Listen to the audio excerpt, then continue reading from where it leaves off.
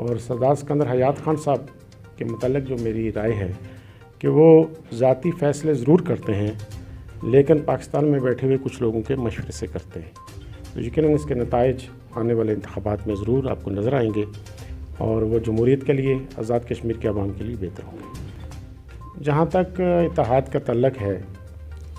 میں سمجھتا ہوں کہ اس وقت آزاد کشمیر میں کوئی بھی جماعت اکیلے حکومت نہیں بنا سکے گی، کیونکہ مسلم کانفرنس کو اس وقت جو ہے وہ نظر انداز کرنا آسان نہیں ہے۔ آل جموں کشمیر مسلم کانفرنس اور مجاہد اول سردار محمد عبدالقیوم خان کا خاندان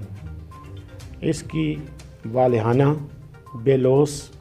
بے خوف، بغیر لالچ کے پاکستان کے ساتھ جو محبت ہے، وابستگی ہے، اس کو کوئی چیلنج نہیں کر سکتا۔ آزاد کشمیر کی ساری جماعتیں جن میں مسلم کانفرنس بھی شامل ہے، ان کے اس رویے سے میں کل بھی مطمئن نہیں تھا، میں آج بھی مطمئن نہیں ہوں کہ ریاست کے اندر برادریوں کی بنیاد پہ سیاست ہو رہی ہے، نظریات کی بنیاد پہ نہیں۔ میں 3 شخصیات کو جو بہت بڑی شخصیات ہیں ان کو میں سردار عتیق احمد خان صاحب کا ہمدرد نہیں سمجھتا،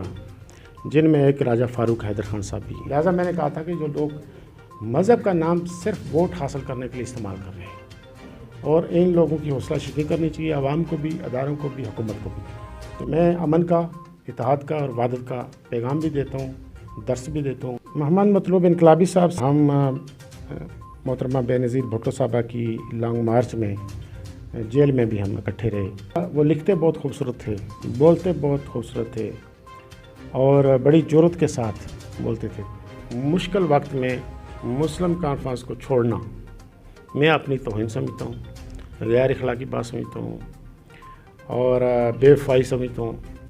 بسم اللہ الرحمن الرحیم۔ السلام علیکم ناظرین، میں ہوں مکرم عباس۔ ناظرین، سیاست ایک بے رحم اور غیر متوقع نتائج کا حامل ایک عجیب و غریب قسم کا کھیل ہے،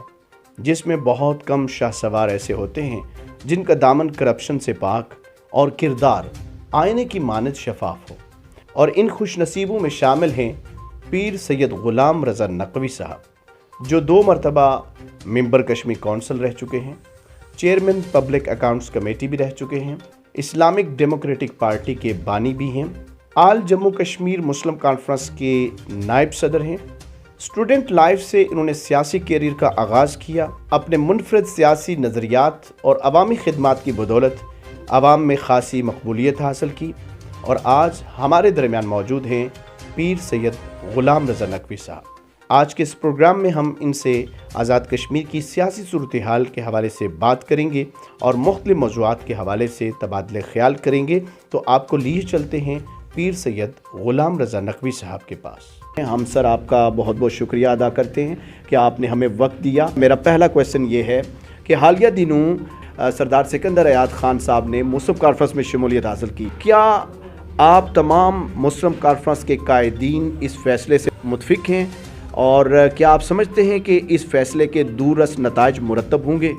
بسم اللہ الرحمن الرحیم۔ سب سے پہلے میں آپ کا اور آپ کے نیوز چینل کا شکر گزار ہوں۔ آپ سے بھی ایک بڑا درینہ تعلق رہا ہے، اور آپ آزاد کشمیر کے بہترین مقررین میں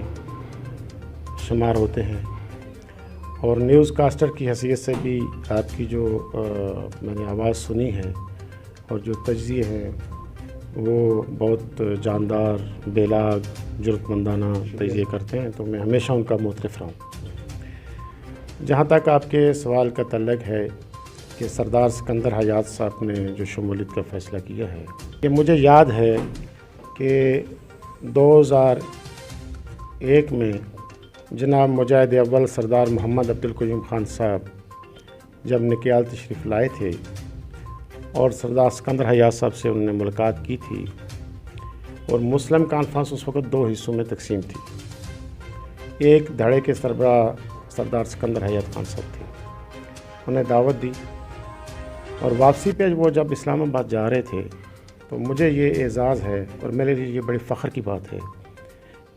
کہ میں نے سینسر سے ہولار تک ان کی گاڑی میں سفر کیا، اور ہمارے درمیان میں نے بھی ان سے سیاسی سوالات کی رہنمائی لی اور انہوں نے مجھ سے بہت ساری وہاں باتیں کی اور اپنی رہنمائی دی۔ اس کے نتیجہ یہ نکلا کہ 2001 میں آل جموں کشمیر مسلم کانفرنس آزاد کشمیر میں برسر اقتدار آئی۔ اگر سردار اسکندر حیات خان صاحب اور مجاہد اول کی وہ ملاقات نہ ہوتی اور مسلم کانفرنس سین اور کاف اکٹھی نہ ہوتی تو آزاد کشمیر کی سیاست بہت مختلف ہوتی، اس لیے کہ اس وقت پاکستان کے حکمرانوں نے یہ فیصلہ کیا تھا کہ آزاد کشمیر میں بھی ایک ایڈمنسٹریٹر نامزد کر دیا جائے اور جو حکومت چلائے، اور جہاں انتخابات کے وہ حق میں نہیں تھے۔ لیکن یہ مجاہد اول کی دانش تھی اور ان کے اندر ہی یہ صلاحیت تھی کہ انہوں نے بر وقت اس بات کو محسوس کیا اور پھر اس کا تدارک بھی کیا، اور آج اگر جمہوریت موجود ہے تو مجاہد اول کے اس فیصلے کی روشنی میں وہ اپنی انا کی قربانی دیتے ہوئے ہمیشہ وہ اپنی انا کو قربان کرتے تھے۔ بڑے آدمی تھے، فقیر تھے، دانشور تھے، سکالر تھے، اسٹیٹسمین تھے اور ولی تھے، تو ان کی نظر بہت دور دیکھتی تھی، تو انہوں نے وہ فیصلہ کیا۔ آج بھی میں سمجھتا ہوں کہ مجاہد اول کے پوتے نے سردار اسکندر حیات خان صاحب کے پاس آ کر پھر ایک مرتبہ آزاد کشمیر میں جمہوریت کی بہتری کے لیے، عوام کے حقوق کے لیے قدم اٹھایا ہے، اور سردار اسکندر حیات خان صاحب کے متعلق جو میری رائے ہے کہ وہ ذاتی فیصلے ضرور کرتے ہیں لیکن پاکستان میں بیٹھے ہوئے کچھ لوگوں کے مشورے سے کرتے ہیں، تو یقیناً اس کے نتائج آنے والے انتخابات میں ضرور آپ کو نظر آئیں گے اور وہ جمہوریت کے لیے، آزاد کشمیر کے عوام کے لیے بہتر ہوں گے۔ تجزیہ کیا جا رہا ہے کہ آئندہ آنے والے دنوں میں مسلم کانفرنس اور پاکستان تحریک انصاف کا آپس میں اتحاد ہوگا، تو اس والے سے کیا کہنا پسند فرمائیں؟ جہاں تک اتحاد کا تعلق ہے، میں سمجھتا ہوں کہ اس وقت آزاد کشمیر میں کوئی بھی جماعت اکیلے حکومت نہیں بنا سکے گی، اور تحریک انصاف کا منشور یہ تھا، ان کا دعویٰ یہ تھا کہ ہم شفاف الیکشن کروائیں گے۔ جب بھی تاریخ میں آزاد کشمیر میں شفاف انتخابات ہوئے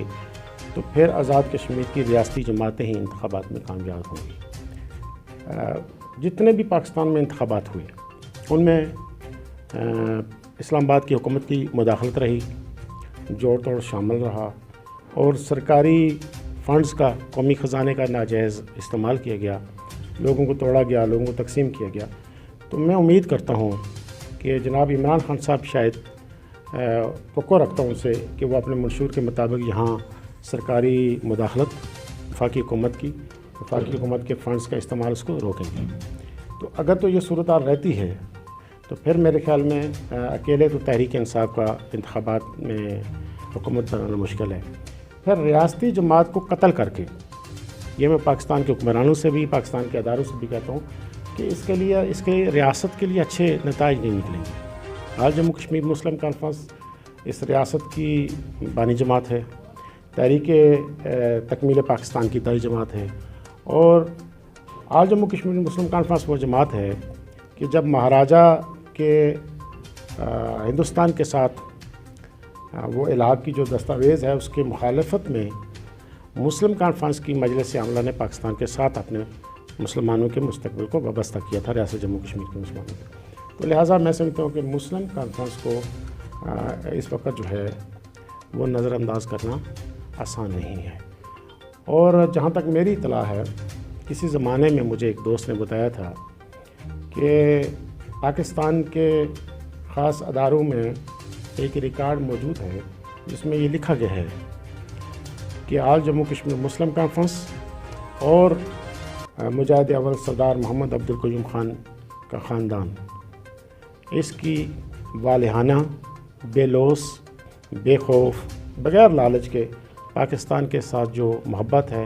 وابستگی ہے، اس کو کوئی چیلنج نہیں کر سکتا۔ 2005 میں آپ نے اسلامک ڈیموکریٹک پارٹی کی بنیاد رکھی اور اس تنظیم کو بہت زیادہ متحرک کیا۔ آپ 10 سال تک ممبر کشمیر کونسل بھی رہے، چیئرمین پبلک اکاؤنٹس کمیٹی بھی رہے، اور سیاسی حوالوں سے آپ کو پورے آزاد کشمیر میں بڑی پذیرائی حاصل ہوئی۔ نہ صرف آزاد کشمیر میں بلکہ پاکستان میں بھی مختلف سیاسی حلقوں میں آپ کو جانا جاتا رہا ہے، آپ کے نظریات، افکار اور آپ کی جدوجہد کی بدولت۔ آپ نے مسلم کانفرنس میں بطور نائب صدر شمولیت حاصل کی، اس فیصلے کے پیچھے کیا محرکات تھے؟ کیا آپ بحیثیت مسلم کانفرنس کے نائب صدر کے مطمئن ہیں، یا آپ سمجھتے ہیں کہ اس وقت حالات کا تقاضا یہ ہے کہ ایک بار پھر سے اسلامک ڈیموکریٹک پارٹی کو متحرک کیا جائے؟ جہاں تک تعلق ہے اس بات کا کہ اسلامک ڈیموکریٹک پارٹی کا منشور یہ تھا کہ ریاست کے اندر ایک تو شفاف انتخابات کروائے جائیں، دوسرا یہ ہے کہ جو محروم لوگ ہیں،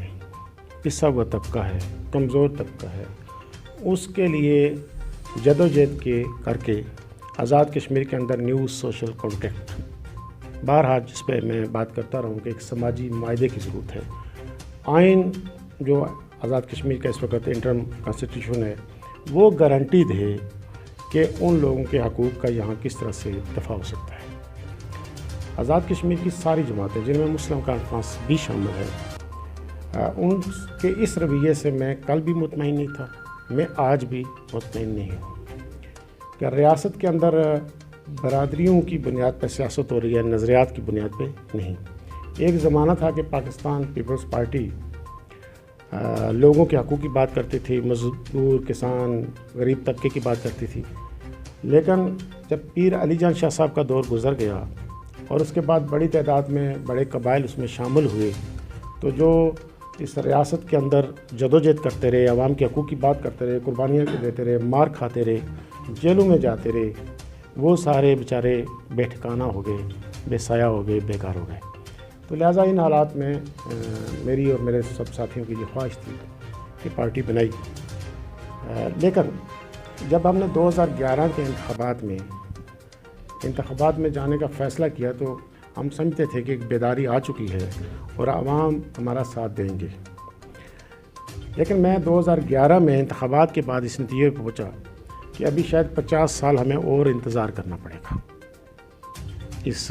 نظریے کو لوگوں تک پہنچانے میں، لوگوں میں شعور پیدا کرنے میں اور لوگوں میں اپنے حقوق کی پہچان پیدا کرنے میں۔ یہ میرا اس وقت تجربہ تھا۔ اس دوران بہت سارے لوگ پھر مسلم کانفرنس سے بھاگے اور بالادست طبقہ سارا جو آج دوبارہ مسلم کانفرنس کے اندر آ رہا ہے وہ چلا گیا۔ تو سردار عتیق احمد خان صاحب کا تعلق عباسی خاندان سے ہے، جن کی بڑی تعداد، بڑا قبیلہ نہیں ہے آزاد کشمیر کے اندر۔ تو پھر میری سوچ یہ تھی کہ ہم مسلم کانفرنس کے پلیٹ فارم سے اپنے اسی منشور کے لیے، اسی نظریے کے لیے ایک جدوجہد کر سکیں گے۔ تو لہٰذا کچھ دوستوں کی رائے سے، مشاورت سے میں نے مسلم کانفرنس میں شامل ہوئے۔ تو مجھے یاد ہے کہ تقریباً پہلے 3 سال تک تو مسلم کانفرنس نے میرے وہاں شامل ہونے کا کوئی نوٹس ہی نہیں لیا، اور اس کے بعد کچھ دوست جنہوں نے مجھے شامل کروانے میں کردار ادا کیا تھا، انہوں نے جناب سردار عتیق احمد خان صاحب کو بار بار متوجہ کیا، تو مجھے انہوں نے پارلیمانی بورڈ کا ممبر بنایا، اور پھر مجھے وہ وائس چیئرمین کہتے تھے۔ وہ خواہشمند تھے، لیکن شاید ان پہ کے اوپر بھی کوئی دباؤ تھا، تو زبانی تو وہ کہتے رہے، لیکن مجھے کوئی وائس چیئرمین کا کوئی نوٹیفیکیشن ایسا موصول نہیں ہوا تھا، لیکن میں وائس چیئرمین تھا۔ ابھی پھر ان دوستوں نے کوشش کی اور اس کے بعد مجھے ان لوگوں کی سفارش پہ نائب صدر بنایا گیا۔ یہ بڑی قابل توجہ بات ہے کہ ہم 4 لوگ آل جموں کشمیر مسلم کانفرنس کی طرف سے تھے، کشمیر کونسل کے ممبر۔ 3 لوگ ریٹائرڈ ہوئے تو نون لیگ میں چلے گئے، میں ریٹائرڈ ہو کے مسلم کانفرنس میں شامل ہو گیا۔ جو 3 نون لیگ میں گئے ان میں سے راجہ افتخار ایوب صاحب میرے ساتھ کو لیگ ممبر تھے، انہیں نون لیگ نے سردار عتیق احمد خان صاحب کے مقابلے میں اس حلقے میں ٹکٹ دیا اور انہوں نے الیکشن کنٹیسٹ کیا۔ ملک پرویز صاحب میرے ساتھ تھے، وہ دوبارہ ان کو نون لیگ نے ممبر کشمیر کونسل بنایا۔ اور تیسرے ہمارے سردار نسیم سرفراز صاحب میرے بھائی قابل احترام وہ تھے، وہ آج مشیر وزیر اعظم آزاد کشمیر ہیں۔ تو میں نے آل جموں کشمیر مسلم کانفرنس میں شمولیت اختیار کی اور میں بھی ترقی کرتے کرتے آج مسلم کانفرنس کا نائب صدر ہوں۔ آپ کیا یہ سمجھتے نہیں کہ آپ کا یہ فیصلہ درست نہیں تھا؟ چونکہ ہم نے دیکھا ہے کہ جب سے آپ مسلم کانفرنس میں شامل ہوئے ہیں، آپ جو ہے پس منظر میں چلے گئے ہیں۔ آپ کا جو وہ عروج کا زمانہ تھا جس میں آپ پورے آزاد کشمیر میں بڑے متحرک تھے، عوام کے لیے کام کرتے تھے، عوام میں اٹھتے بیٹھتے تھے، تو ہم نے دیکھا ہے کہ آپ ابھی پس منظر میں چلے گئے ہیں، اس کی کیا وجہ ہے؟ جناب قائد آل جموں کشمیر مسلم کانفرنس کے سیکریٹریٹ میں اور ان کچھ قریبی لوگوں میں ایک خاص فرقہ پرست کچھ لوگوں کا زیادہ اثر و نفوذ ہو گیا تھا، اور ان کی وجہ سے میرے اور قائد کے درمیان جو روابط تھے وہ بھی مجھ سے کوئی رابطہ نہیں کر پاتے تھے، میں نہیں بھی کر پاتا تھا، ہم شاید اس صورتحال کو انڈرسٹینڈ نہیں کر سکے، تو لہٰذا میں نے پھر خاموشی اختیار کر لی اور مشکل وقت میں مسلم کانفرنس کو چھوڑنا میں اپنی توہین سمجھتا ہوں، غیر اخلاقی بات سمجھتا ہوں اور بے وفائی سمجھتا ہوں۔ تو چونکہ میں باوفا شخصیات کا ماننے والا ہوں، تو لہٰذا پھر میں نے فیصلہ کیا کہ جب تک آل جموں کشمیر مسلم کانفرنس اقتدار میں نہیں آتی میں مسلم کانفرنس کے اندر رہوں گا، ایز اے کارکن وہاں موجود رہوں گا، اور آج بھی میرا نظریہ یہی ہے کہ جب تک آل جموں کشمیر مسلم کانفرنس کو آزاد کشمیر میں اقتدار نہیں ملتا اس دن تک میں مسلم کانفرنس کے ساتھ ہوں، اس کے فیصلوں کا پابند ہوں، قیادت اور جماعت کا وفادار ہوں۔ آزاد کشمیر میں جب مسلم کانفرنس کی تنظیم جو ہے انتشار کا شکار تھی اور راجہ فاروق حیدر اور سردار عتیق احمد خان صاحب کے درمیان کافی زیادہ اختلافات جنم لے رہے تھے، آپ سیاسی حوالوں سے کافی مدبر بھی تھے، آپ نے ان دونوں احباب کو یکجا کرنے کے حوالے سے کیا اقدامات کیے؟ میں 3 شخصیات کو جو بہت بڑی شخصیات ہیں اور آزاد کشمیر کی سیاست میں جن کا اہم کردار ہے، ان کو میں سردار عتیق احمد خان صاحب کا ہمدرد نہیں سمجھتا، جن میں ایک راجہ فاروق حیدر خان صاحب بھی ہیں۔ مجھے یاد ہے کہ سردار یعقوب صاحب کی حکومت تھی، ان کے خلاف عدم اعتماد ہونے جا رہا تھا، تو ایک دن راجہ افتخار ایوب صاحب میں اور ملک پرویز صاحب مجاہد منزل ملاقات کے لیے گئے، تو پتہ چلا کہ دوسرے کمرے میں جناب سردار عتیق احمد خان صاحب کے ہمراہ علی چغتائی صاحب اور ڈاکٹر نجیب نقی صاحب وہاں ان کے پاس بیٹھے تھے، تو ہم بھی پہنچ گئے۔ تو جناب سردار عتیق احمد خان صاحب نے مجھے کہا کہ نقوی صاحب کو آپ کو ہمیشہ شکوہ رہتا ہے کہ میں آپ سے مشورہ نہیں کرتا، تو آپ ہمیں مشورہ دیں کہ ہماری جماعت بھی ایک ہو رہی ہے اور ہمیں حکومت بھی مل رہی ہے، تو اس کے متعلق آپ کی کیا رائے ہے؟ تو میں نے کہا جناب کہ آپ حکومت نہ بنائیں، اور نے کہا کیوں؟ مجھ سے پوچھا، میں نے کہا مجھے پتہ ہے کہ آپ نے میری بات نہیں سنی، آپ فیصلہ لے چکے ہیں، لیکن میں تاریخ کی درستگی کے لیے یہ بات ضرور کہنا چاہوں گا۔ میں نے ڈاکٹر نجیب کے کندھے پہ ہاتھ رکھ کے کہا کہ اس طرح سے 2-4 لوگ آپ سے اور بھاگ جائیں گے، لیکن ان کو جانے دیں۔ سردار یعقوب صاحب کی حکومت میرے خیال میں 1-2 مہینے سے زیادہ نہیں نکال سکتی۔ راجہ فاروق حیدر صاحب بنے، وہ آپ کے سامنے ہے کہ اگر چند دن وہ اور رہ جاتے تو شاید سردار عتیق احمد خان صاحب کو جماعت سے نکال دیتے۔ تو میری اس وقت بھی یہ رائے تھی کہ 3 شخصیات جو ہیں، جناب عزت مآب سردار سکندر حیات خان صاحب سالار جمہوریت، اور اب جو ہماری جماعت کے سپریم ہیڈ ہے جناب شاہ غلام قادر صاحب اور راجہ فاروق حیدر صاحب، ان سے غازی آباد خاندان کو کوئی اتنی بہتری کی توقعات نہیں رکھنا چاہیے۔ یہ ہمارے ماضی کے جو معاملات ہیں، ابھی میں سمجھتا ہوں کہ چونکہ حکومت تو مسلم کانفرنس کے بغیر نہیں بن سکتی، تو میں نے ایک تجویز دی تھی کہ دونوں خاندانوں کے درمیان ایک نیو سوشل کنٹریکٹ کرایا جائے، سماجی معاہدہ کرایا جائے کہ مسلم کانفرنس میں دونوں کا حصہ کتنا ہوگا، اور اگر حکومت میں جاتے ہیں تو اس کی کیا نوعیت ہوگی، تاکہ بار بار پارٹی بھی مشکل میں جاتی ہے، جماعت بھی تقسیم ہوتی ہے، اور آزاد کشمیر میں جمہوریت کو بھی نقصان پہنچتا ہے۔ تو یہ شاید میں نے تجویز آج پھر میں آپ کی وساطت سے یہ تجویز دینا چاہوں گا جناب سردار عتیق احمد خان صاحب کو کہ اس مرتبہ پہلے سے بیٹھ کے ایک نیو سوشل کنٹریکٹ کا ایک معاہدہ جو ہے وہ سائن کر لیں۔ سابق وزیر اعظم آزاد کشمیر، سابق صدر مسلم کانفرنس کے نو منتخب سپریم ہیڈ سردار سکندر حیات خان صاحب نے بڑے متنازع بیانات دیے ہیں۔ نواز شریف صاحب کے حوالے سے مرسڈی کا ذکر انہوں نے کیا، پکوڑوں کا ذکر کیا۔ کیا یہ جو بیانات ہیں ہم اسے کیا کہہ سکتے ہیں، یا اس میں حقیقت ہے، آپ جانتے ہیں اور تائید کریں گے سردار سکندر حیات خان صاحب کی؟ ایک بات تو واضح ہے کہ جناب سردار سکندر حیات خان صاحب کھری بات کرتے ہیں، صاف بات کرتے ہیں اور جرأت کے ساتھ کرتے ہیں۔ وہ پاکستان کے سیاستدانوں کے سامنے بھی، اداروں کے سامنے بھی بات جرأت کی کرتے ہیں اور کوئی اس میں مصلحت کے شکار نہیں ہوتے۔ اب وہ بزرگ آدمی ہیں، میں ایسی کوئی بات نہیں کرنا چاہتا جس سے کوئی یہ تاثر جائے کہ میں کوئی ان سے اختلاف کر رہا ہوں، لیکن یہ عموماً ہم ضلع کوٹی والے جانتے ہیں کہ سردار سکندر حیات صاحب لوگوں کی مذاق اڑانے میں اور پیٹھ کے پیچھے ان پہ طنزیہ جملے کہنے میں وہ مزہ ضرور لیتے رہے ہیں جوانی میں بھی۔ سر، آپ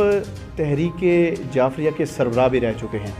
تو آپ کیا سمجھتے ہیں کہ آزاد کشمیر میں اس وقت جو مذہبی تعصب ہے اس کی کیا صورتحال ہے؟ کیا لوگ اب بھی مذہب کے نام پر سیاست کرتے ہیں، اب بھی مذہبی انتشار پھیلانے کی کوشش کرتے ہیں؟ جس وقت ہم نے تحریک جعفریہ کی بات کی تو اس کا ایک خاص پس منظر تھا۔ پاکستان میں پاکستان پیپلز پارٹی کی حکومت کے خاتمے اور ذوالفقار علی بھٹو کی شہادت کے بعد جو پاکستان میں جنرلز حکمران تھے، انہوں نے جہاں لوگوں کو نسلوں، زبان، علاقوں کی بنیاد پہ تقسیم کیا، وہاں لوگوں کو مذہب کی بنیاد پہ تقسیم کیا۔ بنیادی مقصد ان کا پاکستان پیپلز پارٹی کو ختم کرنا اور لوگوں کو تقسیم کرنا تھا، جمہوریت کو ختم کرنا تھا۔ تو لہٰذا انہوں نے اسلام کے نام پر ایک من پسند قسم کے آرڈیننس نافذ کرنے شروع کیے۔ اس کے خلاف جو پاکستان کے عوام تھے، بالخصوص جو فقہ جعفریہ کے پیروکار تھے، وہ منظم ہوئے، انہوں نے احتجاج کیا۔ آپ دیکھ رہے ہیں پاکستان میں جو اس وقت دہشت گرد ہیں وہ ایک خاص مکتبہ فکر کے ہیں اور افواج پاکستان کے لڑ رہے ہیں، کے ساتھ لڑ رہے ہیں، ریاست کے ساتھ لڑ رہے ہیں، تو لہٰذا یہ وہاں نظریہ دفن ہو چکا۔ ابھی المی اور بدقسمتی یہ ہے کہ پاکستان میں جو پہلے لوگ دہشت گردی میں ملوث تھے ان کا ایک خاص فرقے کے ساتھ تعلق تھا، لیکن اس فرقے کی پاکستان میں اکثریت نہیں تھی۔ ابھی آزاد کشمیر میں اور پاکستان میں ایک نئے فرقے کو منظم کیا جا رہا ہے، جن کا نظریہ بھی تشدد ہے، جن کا نظریہ بھی بے گناہ انسانوں کو مذہب کے نام پہ قتل کرنا ہے، اور نعرے وہی ہیں، سوچ وہی ہے، فکر وہی ہے، اور صرف قتل کا طریقہ کار بدلا ہے۔ لہٰذا میں نے کہا تھا کہ جو لوگ مذہب کا نام صرف ووٹ حاصل کرنے کے لیے استعمال کر رہے ہیں، اور ان لوگوں کی حوصلہ شکنی کرنی چاہیے، عوام کو بھی، اداروں کو بھی، حکومت کو بھی۔ تو میں امن کا، اتحاد کا اور وحدت کا پیغام بھی دیتا ہوں، درس بھی دیتا ہوں۔ میرے نزدیک ریاست کا ہر شہری برابر کا شہری ہے، اس کے برابر کے حقوق ہیں، اور میں کسی فرقے کو کافر نہیں سمجھتا۔ میں کسی فرقے کے ایمان کی بنیاد پہ اس کو کافر اور جہنمی قرار نہیں دیتا۔ انڈیا میں ایک کوئی اسٹریٹجک پالیسی کے حوالے سے تجزیہ نگاروں نے ایک کتاب شائع کی ہے، اس میں آپ کا بھی ذکر کیا گیا ہے، تو اس بارے میں ہمارے ناظرین کو بتائیے۔ میرے علم میں تو نہیں تھا، لیکن 2-3 دن پہلے ہمارے ایک عزیز ہیں، انہوں نے سوشل میڈیا پہ اس کا اسکرین شاٹ ایک لگایا ہے جس سے مجھے علم ہوا، ورنہ میں ذاتی طور پہ اس بات سے آگاہ نہیں ہوں کہ انڈین ڈیفنس اسٹریٹجک اسٹڈیز نے کوئی شاید آزاد کشمیر کے پالیٹیشنز اور پولیٹیکل پارٹیز کے بارے میں کوئی بک پبلش کی ہے، تو اس میں میرا ذکر بھی کیا ہے، اور جو اسکرین شاٹ میں نے دیکھا ہے تو اس میں تو میرا اچھے انداز میں ذکر کیا ہے۔ باقی میں چونکہ اس کی ڈیٹیل نہیں پڑھ سکا تو اس میں زیادہ میں نالج نہیں رکھتا۔ پاکستان پیپلز پارٹی کے سینئر رہنما سابق وزیر چودھری مطلوب انقلابی صاحب آپ کے کولیگ رہے، آپ کے دوست اور ساتھی رہے، آج وہ ہم میں نہیں ہیں، ان کی شخصیت کے کچھ چیدہ پہلو ہمارے ناظرین سے شیئر کیجیے۔ محمد مطلوب انقلابی صاحب سے زمانہ طالب علمی سے ہمارا پی ایس ایف کے ساتھ تعلق کی وجہ سے تعلق تھا، اور ہم محترمہ بے نظیر بھٹو صاحبہ کی لانگ مارچ میں جیل میں بھی ہم اکٹھے رہے۔ محمد مطلوب انقلابی صاحب پہ اللہ تعالیٰ کا بہت کرم تھا کہ وہ ان کو ایک وجاہت عطا کی اللہ تعالیٰ نے، ان کی شکل و صورت پرکشش تھی، ان کی شخصیت، اسی طرح وہ لکھتے بہت خوبصورت تھے، بولتے بہت خوبصورت تھے، اور بڑی جرأت کے ساتھ بولتے تھے۔ کونسل میں جہاں تک مجھے یاد ہے کہ جب بھی آزاد کشمیر کے حقوق کی بات ہوتی تھی تو سردار سوار خان صاحب کو میں کہتا تھا کہ وہ ہمارے قانون دان ہیں، شریف الدین پیرزادہ ہیں، اور وہ دلائل دیتے تھے قانونی حوالے سے اور میں اور محمد مطلوب انقلابی صاحب سیاسی اس پہ اکثر بحثیں کرتے تھے. تو ایک لمبی کہانی ہے، ان کے ساتھ بڑا ایک طویل تعلق رہا. تو اللہ تعالیٰ ان کو غریق رحمت کرے. تو ان کی اچانک وفات سے ہم سب لوگ بڑے غمزدہ ہیں. میں ذاتی طور پہ بہت افسردہ غمزدہ ہوں اور ان کے خاندان سے، ان کے پیروکاروں سے اظہار تعزیت کرتا ہوں. ناظرین، یہ تھے سابق member Kashmir council, chairman public accounts committee, بانی Islamic democratic party Pir Syed Ghulam Raza Naqvi صاحب، جنہوں نے اپنے خوبصورت خیالات سے ہمیں آگاہ کیا، موجودہ سیاسی صورتحال پر اپنا تجزیہ پیش کیا. امید کریں گے آج کا پروگرام آپ کو پسند آیا ہوگا، اور انشاءاللہ ہم امید کریں گے کہ سید غلام رضا نقوی جیسے باصلاحیت و باکردار سیاستدان سیاسی میدان میں ہم سب لوگوں کی رہنمائی کرتے رہیں گے. اس امید اور یقین کے ساتھ اپنے میزبان مکرم عباس کو دیں اجازت. پھر ملیں گے. اللہ حافظ.